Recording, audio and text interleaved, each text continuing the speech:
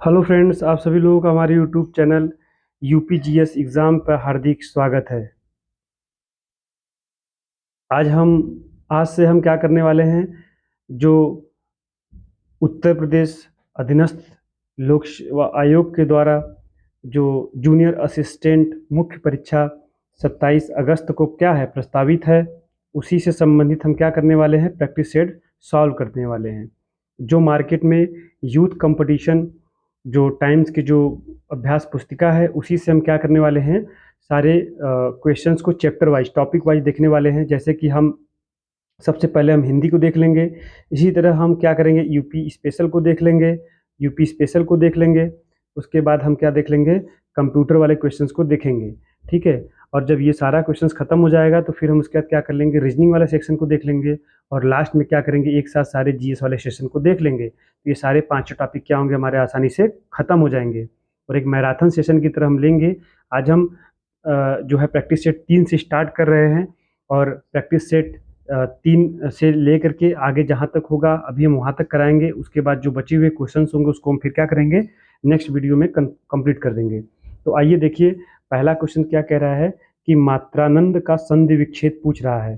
तो मात्रानंद का संधि विच्छेद होगा मातृ धन आनंद। और ये किस प्रकार की संधि है, तो यह हमारी जो है यड़ संधि है। ठीक है, यड़ संधि है। यड़ संधि की पहचान कैसी है, तो यड़ संधि की जो पहचान होती है, कभी भी छोटी ई, बड़ी ई, छोटा ऊ और बड़ा ऊ, और एक और है कौन सा, री। इनके बाद कभी भी अगर कोई भी भिन्न स्वर आ जाए, कैसा स्वर आ जाए, भिन्न स्वर आ जाए, तो हमेशा छोटी ई और बड़ी ई य में कन्वर्ट हो जाता है, छोटा ऊ बड़ा ऊ व में कन्वर्ट हो जाता है, और री हमेशा किस में कन्वर्ट हो जाता है, र में। ठीक है, आर में ही र में। ठीक है, र में कन्वर्ट हो जाता है। तो इसी चीज़ को हम यहाँ देखेंगे। तो देखिए क्या है यहाँ पर कि मातृ मतलब री देखिए यहाँ पे है, त्र है ना, तो क्या है मात्रा, तो मातृधन आनंद। अब यहाँ पर री के बाद क्या है आपका भिन्न स्वर आ गया है। ठीक है, तो किस में कन्वर्ट हो जाएगा, र में। तो मात्रा, र आ गया यहाँ पे ना। तो अब हमेशा यह भी ध्यान रखिएगा, अगर इसको संधि विच्छेद करेंगे तो इसमें मात्रा त और र से मिलकर के बनता है त्र। ठीक है, ये हमेशा ध्यान रखिएगा, त और र से मिलकर के हमेशा बनता है। और यह हमेशा ध्यान रखिएगा, एक इसका और भी पहचान है कि जो शब्द निकल करके आता है वो किसी न किसी पूर्ण शब्द में क्या होता है। जैसे हमने इसके पहले वाले में एक एक सेंटेंस है, देखेंगे इसके बाद वाले में दिव्यागम होता है, दिव्यागम होता है। यह भी यड़ संधि का उदाहरण। और देखिए यह में कन्वर्ट हो रहा है और इसके साथ हमेशा क्या होगा, आधा सेंटेंस लगा होगा। इसी तरह यहाँ पर देखेंगे कि र में आपका आधा त लगा होगा, तो यहाँ पर क्या हो जाएगा, यड़ संधि हो जाएगा। तो उम्मीद करते हैं आप लोगों को समझ में आया होगा। नेक्स्ट क्वेश्चन कह रहा है कि जानने की इच्छा वाला रखने वाले को क्या बोलते हैं, तो जिजीविषा बोलते हैं। ठीक है, ये आप ध्यान रखिएगा, जिजीविषा मतलब होता है जानने की इच्छा रखने वाला। एक सेकेंड, जानने की इच्छा रखने वाला जिज्ञासु होगा। जिजीविषा मतलब होता है जीने की इच्छा है, माफ कीजिएगा। जिजीविषा मतलब जीने की इच्छा, और जिज्ञासु मतलब जिसकी जिज्ञासा ज्यादा हो जानने की, तो क्या हो जाता है, जिज्ञासु। ठीक है, और जिजीविषा मतलब होता है जीने की इच्छा।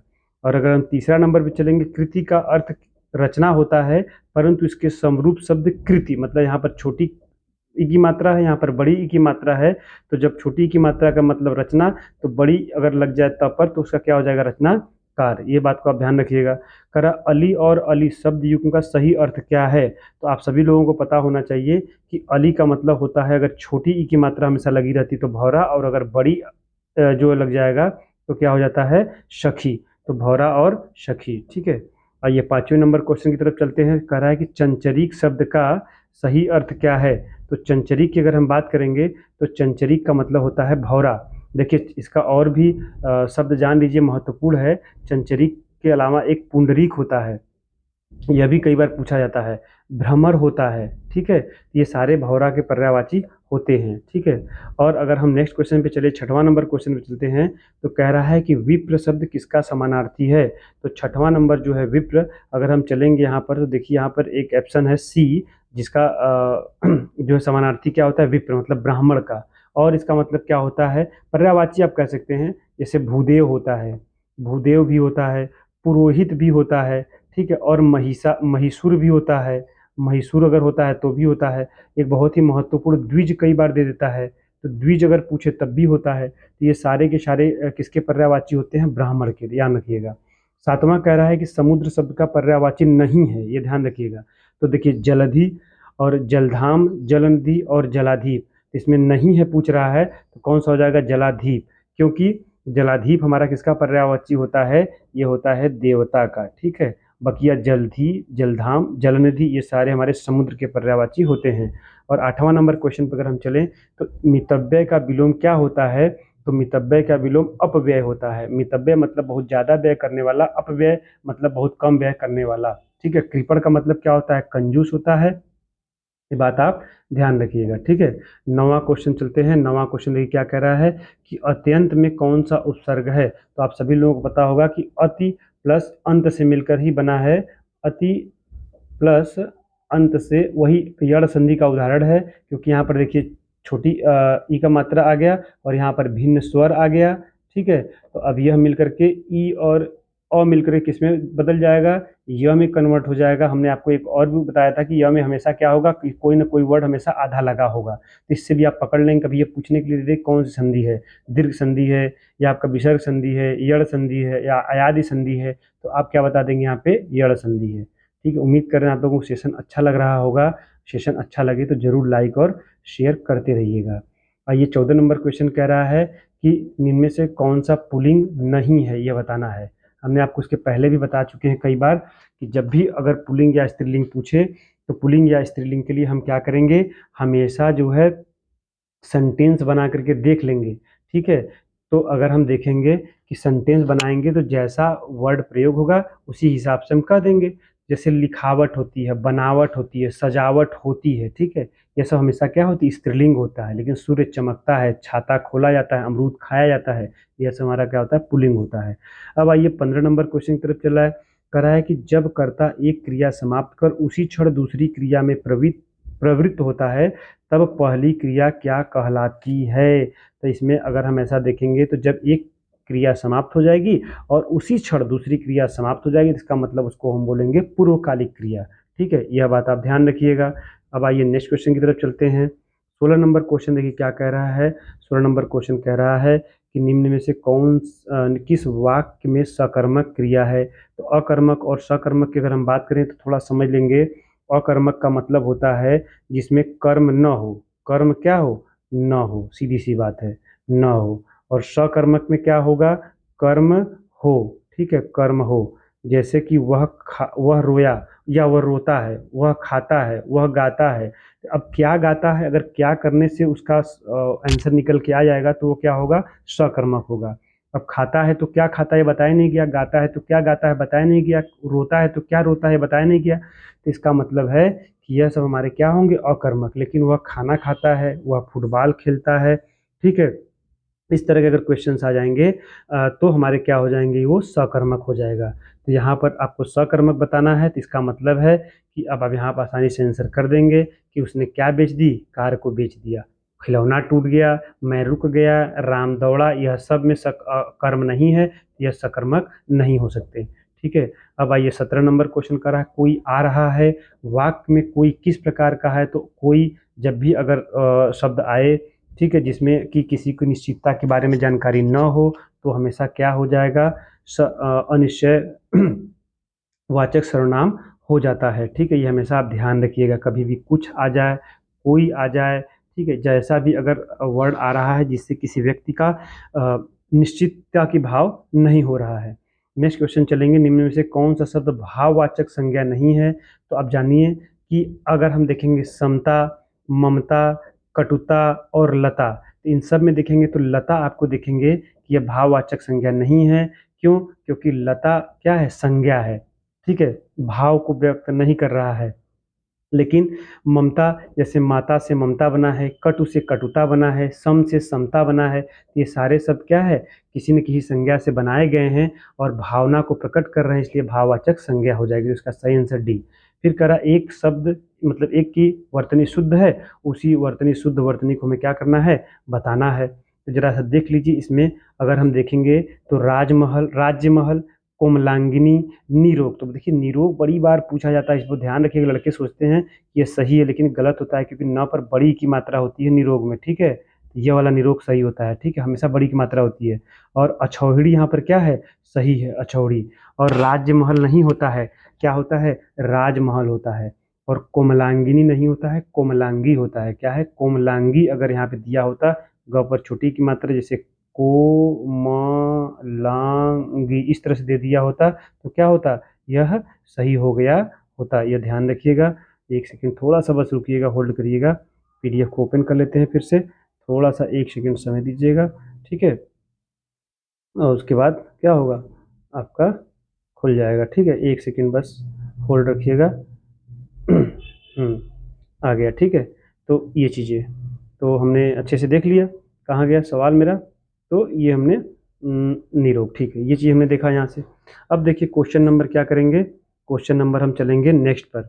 कौन सा क्वेश्चन हम देखेंगे भाई, तो एक सेकेंड थोड़ा सा इसको यहाँ कर ले, नहीं होगा यहाँ, कोई बात नहीं। चलिए अब कह रहा है कि स्वरों की संख्या कितनी होती है। तो स्वरों की संख्या हमारी कुल कितनी होती है, 11 स्वर होते हैं, यह बात आप ध्यान रखिएगा।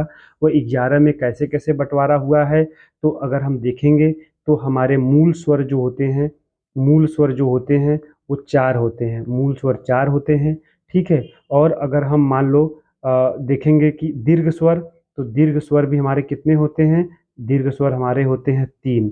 और अगर हम संयुक्त स्वर की बात करेंगे तो संयुक्त स्वर हमारे कितने होते हैं, संयुक्त स्वर हमारे 4 होते हैं। तो 4 3 7 4 11। अब बात आती है कि मूल स्वर कौन कौन होते हैं। तो मूल स्वर में अगर हम देखेंगे तो छोटा अ, छोटी ई और छोटा ऊ और री फॉर ऋषि, यह हमारे मूल स्वर में आते हैं। लेकिन अगर हम दीर्घ स्वर में चलेंगे तो बड़ा आ, इन्हीं का बड़ा करिए, देखिए बड़ा आ, बड़ी ई और बड़ा ऊ, इन्हीं का बड़ा कर देते हैं। री का बड़ा होता नहीं है, तो ये हो जाएगा क्या, बड़ा आ बड़ी ई बड़ा ऊ हमारा दीर्घ हो जाएगा। और संयुक्त में अगर हम चलेंगे तो संयुक्त में ए ओ और औ, ये हमारे क्या होते हैं, संयुक्त होते हैं। क्यों संयुक्त होते हैं, क्योंकि जो ए होता है ये अ और ई से मिलकर क्या होता है, बना होता है, दो वर्डों से मिलकर बना होता है, ठीक है। इसी तरह अगर हम अय की बात करेंगे तो अ और बड़ी ई से मिलकर बना होता है, अ और ए से मिलकर बना होता है तो अय हो जाता है। तो इसीलिए हमारा होता है अ और ऊ से मिलकर बना होता है तो ओ हो जाता है, अ और ओ से मिलकर बनेगा तो अ हो जाएगा, इसीलिए हमारा होता है ये संयुक्त स्वर। अब आइए, अब देखिए यहाँ पर क्या है, अब यहाँ पर एक पैसेज दिया हुआ है। इस पैसेज को क्या करेंगे आप लोग, अच्छे से इसको रीड कर लीजिएगा ताकि हमारा समय बचा रहे। और हम क्या करेंगे, इसको क्वेश्चन के रूप में सिर्फ फटाफट करा दे रहे हैं क्योंकि हमने इस पैसेज को रीड कर लिया है। अब देखिए कह रहा है ईर्ष्या का काम क्या है, तो ईर्ष्या का काम है जलाना। ईर्ष्या हमेशा क्या करती है, जलाती है। नॉर्मल भी सोचेंगे तब भी यह बताएंगे। 23 कह रहा है कि ध्येय का जो गद्यांश है उसमें एक ध्येय शब्द प्रस्तुत हुआ है, उस ध्येय का मतलब क्या है, तो ध्येय का मतलब होता है लक्ष्य। और अगर हम 24 नंबर में बात करेंगे तो गद्यांश में ईर्ष्यालु व्यक्ति की क्या कर दी गई है, जो ईर्ष्यालु व्यक्ति होता है उसकी हमेशा खिल्ली उड़ाई जाती है, तो उसकी यहाँ पर भी क्या की गई है, खिल्ली उड़ाई गई है। 25 नंबर क्वेश्चन में अगर हम देखेंगे तो कह रहा है आंख का अंधा गांठ का पूरा एक मुहावरा है, अभी बहुत ही महत्वपूर्ण मुहावरा है, प्रचलित भी मुहावरा है। इसका मतलब होता है कि अंधे के पास क्या होता है, धन होना। मतलब अंधा तो है लेकिन उसके पास क्या है, एक मिनट ध्यान रखिएगा थोड़ा सा, अंधे के पास धन है, मूर्ख के पास धन, ठीक है। अंधे के पास नहीं, मूर्ख मतलब कोई व्यक्ति मूर्ख है और उसके पास धन, ये बहुत बड़ी बात है कि वो हम लोग क्या करते हैं कि देखते हैं समाज में बड़े अच्छे अच्छे व्यक्ति हैं, खूब ज्ञान रखे हैं लेकिन उनके पास क्या है, धन की कमी है। लेकिन बहुत सारे ऐसे व्यक्ति हैं जो मूर्ख तो हैं लेकिन उनके पास खूब धन है और उनका कैसे प्रयोग करना है वह उन्हें पता भी नहीं है। तो इसीलिए उसको बोलते हैं आंख का क्या है, अंधा है, लेकिन गांठ का क्या है, पूरा। मतलब अंधा व्यक्ति अगर कोई गांठ मारेगा तो पूरा मारता है, ठीक है। तो इसीलिए इसको कहा गया है। अब आइए नेक्स्ट क्वेश्चन चलते हैं। एक आपका अलंकार से संबंधित क्वेश्चन है कि सारंग लय सारंग चली, सारंग लय सारंग चली, और उसके बाद कई सारंग की ओट, सारंग जीनो पाई के सारंग कई गई चोट। उक्त पद में कौन सा अलंकार यहाँ पर है, तो यहाँ पर आपको यमक अलंकार देखने को मिलेगा, ठीक है। क्योंकि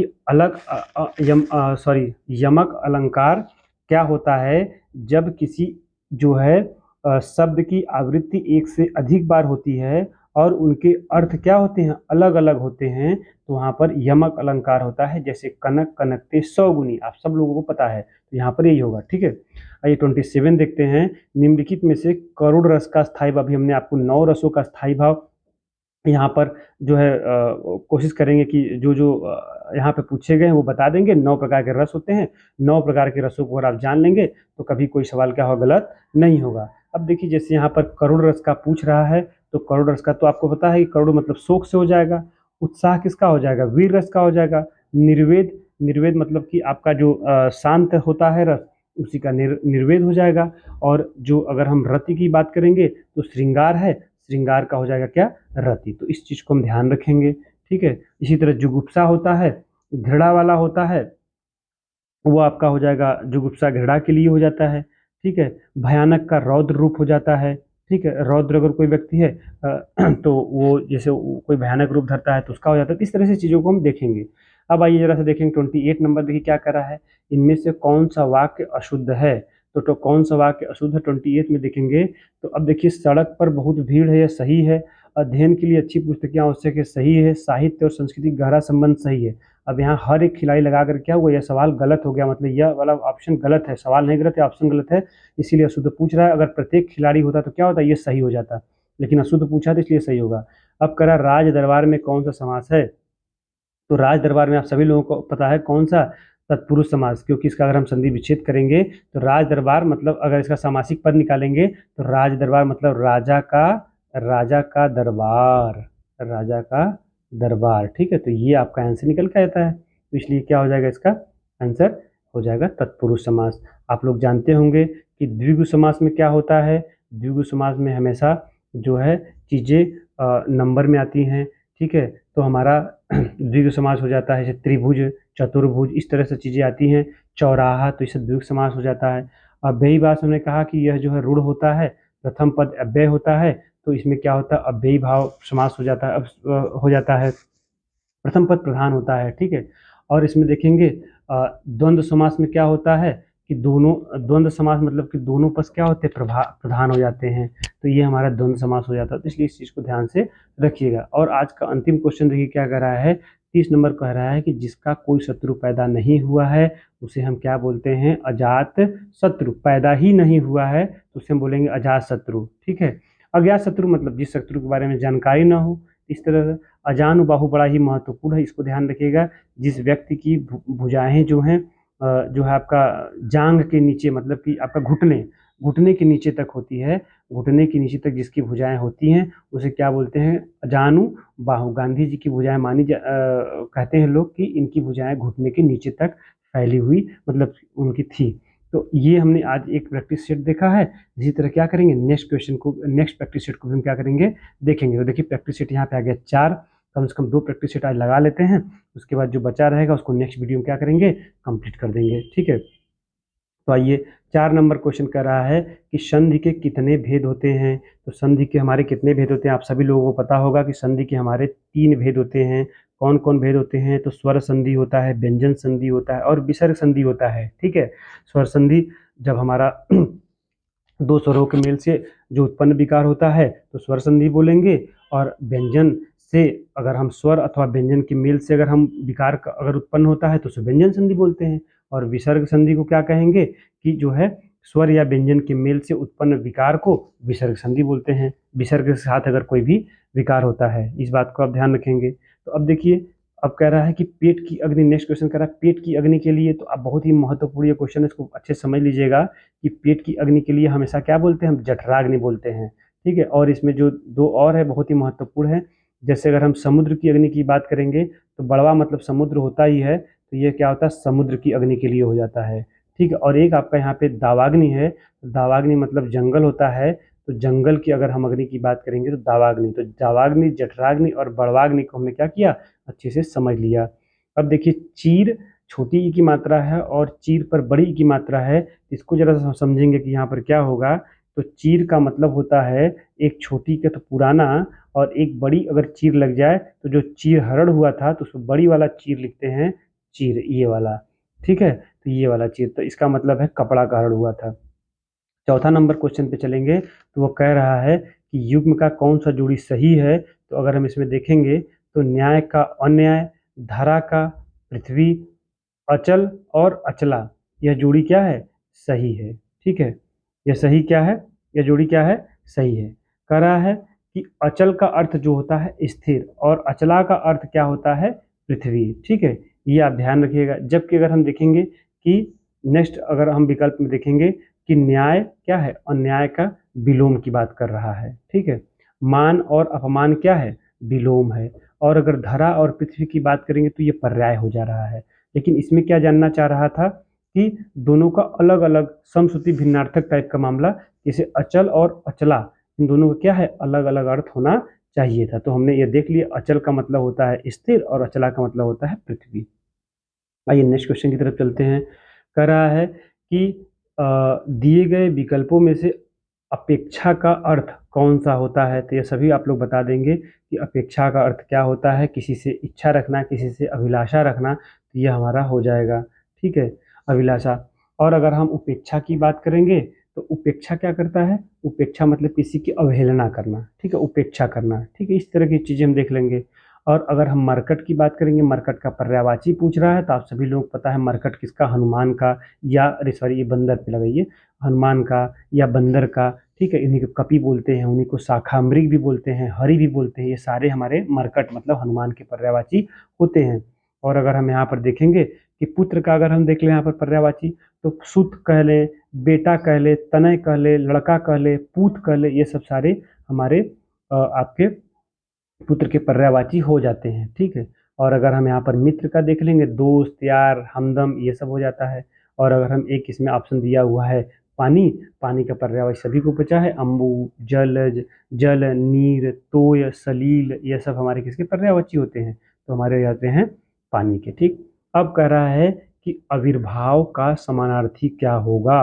तो आविर्भाव का समानार्थी होता है अवतरण। ठीक है, ये ध्यान रखिएगा, आविर्भाव का समानार्थी होता है अवतरण। ठीक है, निर्माण का विलोम क्या होगा, तो निर्माण का विलोम हमारा हो जाएगा ध्वंस। निर्माण मतलब बनाना और ध्वंस मतलब क्या करना, विनाश कर देना। मतलब देखिए विनाश यहाँ पे क्यों नहीं होगा, ये बात ध्यान रखिएगा। विनाश इसलिए नहीं होगा क्योंकि विनाश किसी बने हुए चीज, जैसे कोई चीज बना है, ठीक है, और पहले से उसका हम क्या कर दिए, विनाश कर दिए।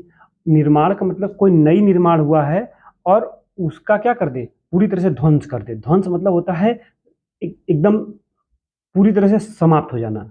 ठीक है, और निर्माण का मतलब पूरी तरह से कोई चीज निर्माण हो जाना, तो वहां पर। और विनाश का मतलब यह नहीं हो गया कि पूरा विनाश हुआ कि आधा विनाश हुआ, इसलिए नाश का क्या होगा, सॉरी, नाश और विनाश क्या एक दूसरे के क्या है, समानार्थी हो जाएंगे। ठीक है, ये आप ध्यान रखिएगा। अब देखिए नेक्स्ट क्वेश्चन की तरफ अगर हम चले यहाँ पर, तो कह रहा है कि ई किस शब्द, ई प्रत्येक किस शब्द में नहीं है। ई प्रत्येक किस शब्द में नहीं है। अब देखिए यहाँ अगर हम देखेंगे सही तरीके से, तो आपका देखेंगे तेली देखेंगे, माली देखेंगे, ठीक है, और अगर हम अलबेली देखेंगे तो इन सबों में क्या है, ई प्रत्यय है। लेकिन चमेली अपने आप में एक संपूर्ण शब्द है, इसलिए यहाँ पर ई प्रत्यय की मामला नहीं, क्योंकि तेल से ई लगाएंगे तेली, माला से ई लगाएंगे माली, और अलबेला में ई लगाएंगे तो अलबेली। ये सारा चीज आप समझ गए होंगे। अब ढीठ शब्द का तत्सम क्या होगा, तो ढीठ का होता है धृष्ट। धृष्ट हमारा क्या होता है, तत्सम होता है। 11 में करा इनमें से कौन सा शब्द योग रूढ़ शब्दों की श्रेणी में आता है। योग रूढ़ शब्दों की श्रेणी में हमारा आता है कौन सा, दशानन। दशानन हमारा क्या आता है, योग रूढ़ श्रेणी में आता है। ठीक है, और यह भी ध्यान रखिए कि बहुव्रीहि समास के जितने भी उदाहरण होते हैं, ठीक है, वो हमेशा क्या होते हैं, योग रूढ़ में आते हैं। बहुव्रीहि समास क्या होता है, जिसमें कि जो अन्य कोई पद क्या होता है, प्रधान हो जाता है। ठीक है, अब आइए नेक्स्ट क्वेश्चन चला, सीता, राम सीता से सुंदर है। तो राम सीता से सुंदर है, इस अभी मैंने आपको बताया था कि इसमें क्या तुलना हो रही है। जब भी तुलना की बात आएगी तो क्या होगा, अपादान कारक हो जाएगा। ठीक है, अब नेक्स्ट क्वेश्चन चलते हैं। जो इंद्र पर विजय प्राप्त कर लिया हो उसको क्या बोलेंगे, इंद्र को ही जीत लिया, तो इंद्रजीत हो जाएगा, उसमें कोई दिक्कत होना नहीं चाहिए। और जो इंद्रियों को जीत लेगा वो जितेंद्री हो जाएगा। 14 नंबर क्वेश्चन को देखें, इस वाक्य में एक वचन का प्रयोग हुआ है। तो अब देखिए लड़के, लड़कों, लड़के, अब सब में देख रहे हैं, आपको देखने लग रहा है, लेकिन जब सेंटेंस पढ़ेंगे तो लड़के लड़कों को मार रहे हैं, लड़कों लड़कों को मार रहे हैं, लड़के ने लड़के को मारा, एक लड़के ने एक लड़के को मारा, तो क्या हो जाएगा, ये एक वचन का मामला यहाँ पर निकल के आ जा रहा है। आइए नेक्स्ट क्वेश्चन की तरफ चल रहे हैं। 15 नंबर क्वेश्चन देखिए क्या कह रहा है। तो 15 नंबर क्वेश्चन में अगर हम देखेंगे, 15 नंबर क्वेश्चन में अगर हम देखेंगे तो यहाँ पे देखने को मिलेगा कि दिए गए विकल्प में कौन सा स्त्रीलिंग नहीं है। तो हमने बार बार बताया कि स्त्रीलिंग देखने के लिए आप हमेशा क्या करेंगे, सेंटेंस बना लेंगे। तो अनन्नास क्या होता है, अनन्नास पुल्लिंग होता है, जबकि सब्जी ली जाती है, बुंदेली बोली जाती है। जितने भी झील होते हैं हमेशा किस में आते हैं, स्त्रीलिंग में आते हैं। ये सारा हो जाएगा आपका इसका आंसर सी। कौन सा संयुक्त क्रिया का भेद नहीं है, यह भी ध्यान रखिएगा। तो 16 नंबर में कह रहा है कि इसमें नाम बोधक जो होता है यह संयुक्त क्रिया का बोध क्या होता है, नहीं होता है। ठीक है, आइए 17 नंबर क्वेश्चन पे चलते हैं। 17 नंबर क्वेश्चन कह रहा है कि सतीश चंचल बालक है। इस वाक्य में चंचल कैसा शब्द है। तो चंचल सभी को पता है कि सतीश की क्या जो है विशेषता बतला रही है। कैसी विशेषता, उसके गुण की कि उसकी चंचल बालक है। ठीक है, तो चंचलता की विशेषता। शांत अगर होता तो शांत बालक, तो शांत उसकी विशेषता बतला रहा होता। ये गुणवाचक विशेषण है। ठीक है, अब इसमें देखते हैं विशेषण के जैसे 4 प्रकार होते हैं, आपको पता है, ये गुणवाचक, संख्यावाचक, परिमाणवाचक और सार्वनामिक सार्वनामिक विशेषण होते हैं। ठीक, तो ये हमने देखा। अब देखिए 18 नंबर क्वेश्चन क्या कह रहा है। 18 नंबर क्वेश्चन अगर हम देखेंगे तो 18 नंबर क्वेश्चन, एक सेकेंड थोड़ा सा रुकिएगा। 18 नंबर क्वेश्चन ही क्या कह रहा है, हाँ 18 नंबर क्वेश्चन ही क्या कह रहा है कि 18 नंबर क्वेश्चन कह रहा है कि सर्वनाम के कुल कितने भेद होते हैं। तो आप सभी लोगों को पता होगा कि सर्वनाम के कुल कितने भेद होते हैं। सर्वनाम के कुल 6 भेद होते हैं। ठीक है, कौन कौन से होते हैं। तो पुरुषवाचक सर्वनाम होता है, दूसरा निश्चयवाचक सर्वनाम होता है, तीसरा निजवाचक सर्वनाम होता है, चौथा संबंधवाचक सर्वनाम, पांचवा अनिश्चयवाचक सर्वनाम और छठवां प्रश्नवाचक सर्वनाम होता है। ठीक है, ये ध्यान रखिएगा। तो नेक्स्ट नंबर क्वेश्चन देखेंगे, निम्नलिखित शब्दों में से कौन सी एक वर्तनी शुद्ध है। तो कौन सी वर्तनी शुद्ध है, इसमें आभ्यंतरिक, अत्यधिक, निरोग। अभी हमने बताया था कि निरोग कैसे लिखा जाता है, बड़ी की मात्रा अत्यधिक गलत हो जाएगा। ठीक है, तो अगर हम इस वाले आंसर में अगर आप सही से देखेंगे तो आपको इसमें निकल के आ जाएगा कि निरपराधिनी, यह क्या है, सही है। ठीक है, क्योंकि अत्यधिक नहीं, अत्यधिक होता है, अभ्यंतरिक होता है, आभ्यंतरिक नहीं होता है। ठीक है, और निरपराधी क्या होता है, सही होता है। ठीक है, ये आप ध्यान रखिएगा। अब देखिए फिर यहाँ पर कह रहा है संयुक्त व्यंजन कौन सा है। अभी हमने आपको बताया भी था, स्वर संयुक्त बताया था, और यहाँ पर व्यंजन आ गया। तो छ आ जाए, ठीक है, त्र आ जाए, ज्ञ आ जाए, और क्या आ जाए, स्र आ जाए। ये सारे क्या होते हैं, संयुक्त व्यंजन होते हैं। और जबकि ए ऐ ओ औ क्या होते हैं, संयुक्त स्वर होते हैं। ठीक है, जैसे यहाँ पे ज्ञ है तो ज और क्या ञ से मिलके क्या है, बना है, इसलिए हमारा क्या हो जाएगा, ये संयुक्त व्यंजन हो जाएगा। अब देखिए यहाँ पर एक सेंटेंस दे दिया हुआ है, पैराग्राफ। इसको क्या करेंगे, आप लोग अच्छे से पढ़ेंगे।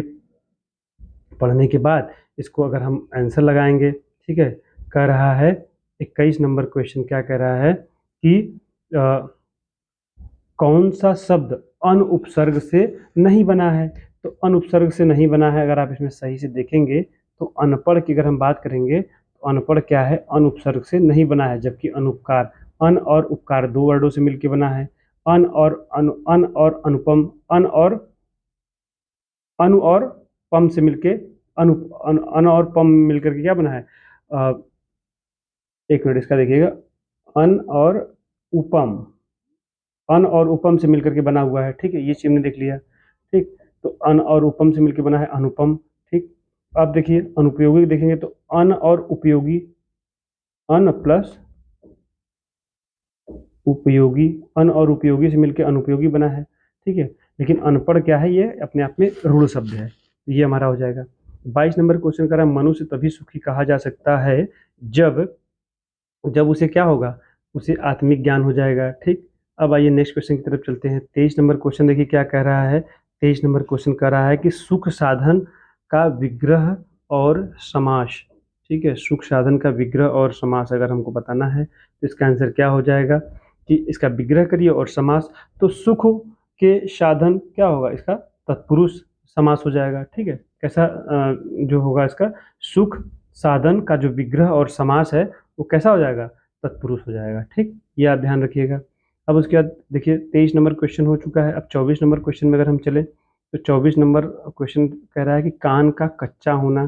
कान का कच्चा होना का मतलब होता है कि सुनी सुनाई बातों पर क्या कर देना, विश्वास कर लेना। ठीक है, फिर कह रहा है जो रहीम प्रकृति का करी सकत कुसंग, चंदन विष व्यापत नहीं, लिपटत रहत भुजंग। तो इसमें कह रहा है कौन सा अलंकार है। तो अगर हम इसमें देखेंगे तो 25 नंबर में अगर हम यहाँ पाएंगे कि अर्था अंतरास अंतर अर्था अंतरन्यास क्या है, अलंकार है। ठीक है, ये आप ध्यान रखिएगा। फिर कह रहा है कि 26 नंबर क्वेश्चन को अगर हम देखेंगे कि देखी सुदामा का दीन दशा, करुणा करके करुणा निधि रोए में कौन सा श्रृंगार है। तो 26 नंबर आप सभी लोग बता देंगे कि ये करुणा है, क्योंकि जब कृष्ण भगवान सुदामा को देखते हैं तो उसी समय का बात किया जा रहा है। 27 में कह रहा है कि आलंबन और उद्दीपन विभावों के कारण उत्पन्न भावों को बाहर प्रकाशित करने वाले कार्य को क्या कहते हैं। तो इसको बोलते हैं अनुभाव। ठीक है, ये बात ध्यान रखिएगा। फिर कह रहा है कि 28 नंबर मिश्र वाक्य है। मिश्र वाक्य कौन सा है। तभी हमने आपको बताया था कि जब दो सेंटेंस देखिए मिला हो और एक दूसरे पर आधारित हो, जैसे उसके पास जो कुछ था वह खो गया, एक दूसरे पर क्या आश्रित है, तो क्या हो जाएगा, मिश्र वाक्य हो गया। जब भी और से, जब भी या से, जब भी इसलिए से जुड़ा होगा तो क्या हो जाएगा, संयुक्त हो जाएगा। फिर कह रहा है कि करत ब्योंत में कौन सा आपका क्या है, अलंग कौन सा समास है, करत व्योत में कौन सा समास है। ठीक है, तो करत व्योंत में आपका हो जाएगा द्वंद्व समास। एक मिनट रुकिएगा, पेन ले लीजिए। कौन सा समास है, 29 में द्वंद्व समास। ठीक है, द्वंद्व समास में क्या होता है कि सभी पद प्रधान होते हैं द्वंद्व समास में। ठीक, तो इसीलिए इसमें कौन सा हो जाएगा, द्वंद्व समास। अब आइए द्विगु समास में आपने बताया है ये कि इसमें आपका संख्यावाचक होता है। ठीक, और इसमें देख लीजिए 30 नंबर क्वेश्चन, आज का अंतिम क्वेश्चन कर रहा है कि वह स्त्री जिसका पति दूसरा विवाह कर ले इसे बोलते हैं अध्युगा। मतलब कि अगर कोई पति है वो क्या किया है कि उसने दूसरी, एक पत्नी के रहते दूसरी विवाह कर ले तो उसे बोलेंगे अध्युगा। ठीक है, और अगर हम एक चीज़, एक और यहाँ पे इंपॉर्टेंट है कि वह स्त्री जिसका पति रात को किसी अन्य स्त्री के पास रहकर प्रातः उसके पास आता है तो उसे बोलते हैं खंडिता। बड़ी इंपॉर्टेंट है, ये बहुत बार पूछा गया है कि रात में दूसरी पत्नी के पास रहे, मतलब लीगली रूप से उसकी पत्नी ना हो लेकिन उसके पास रहे और फिर अपनी पत्नी के पास आ जाए तो उसे खंडिता कहते हैं। तो आज हमने महत्वपूर्ण प्रश्नों की 30 जो है और क्वेश्चंस यहाँ पर भी देखिए, मतलब 2 सेट हमने लगाया, 60 क्वेश्चन को बहुत अच्छे से समझा, विथ एक्सप्लेनेशन समझा। ठीक है, अब हमारा क्या उद्देश्य रहेगा कि आगे जो जितने भी सेट बचे हुए हैं सभी को एक वीडियो बना करके सभी क्या करें कि 2.5-3 घंटे में हम एक पूरा प्रॉपर मैराथन लेके ख़त्म कर दें। ठीक है, तो उम्मीद करते हैं आपको सेशन अच्छा लग रहा होगा, तो लाइक शेयर और सब्सक्राइब जरूर करिएगा। तब तक के लिए मिलते हैं नेक्स्ट क्वेश्चन में, तब तक के लिए जय हिंद जय भारत।